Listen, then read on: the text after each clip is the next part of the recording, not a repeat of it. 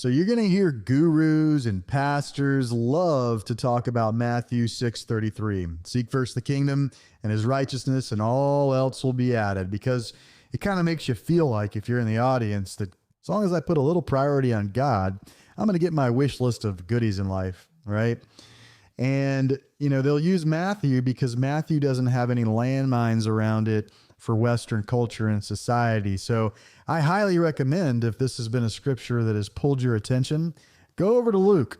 It says the same stuff in Luke 12:31. Seek first the kingdom and his righteousness, and all else will be added. But it's peppered with landmines that the Western society would hate to have to consume. Above it is a very simple, easy message, the parable of the rich fool, which is a fella that is like, hey, I've been able to get a bigger crop than expected, so I'm going to store it all up and just eat, drink, and be merry. And that's basically what Western retirement is store up a bunch of goodies and then have fun for the rest of your life. You deserve it. It's a great vacation, right? It speaks greatly against that, so people hate that.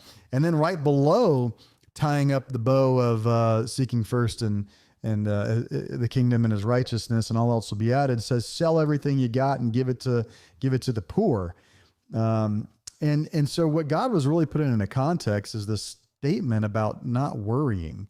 He says, don't worry about what you wear. Don't worry about where you live. Don't worry about what you'll eat. And basically, like, don't have anxiety over these simple things in life to be able to survive. I'm going to take care of those.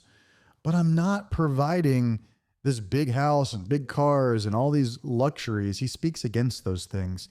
And if you go over to Luke, you will really understand. If you read a couple verses up and a couple verses down around Luke 12:31, you'll be shocked about how much this particular verse has been pulled out of context to try to make you think that the wealth of this world is going to be provided by God just because you're seeking his kingdom first.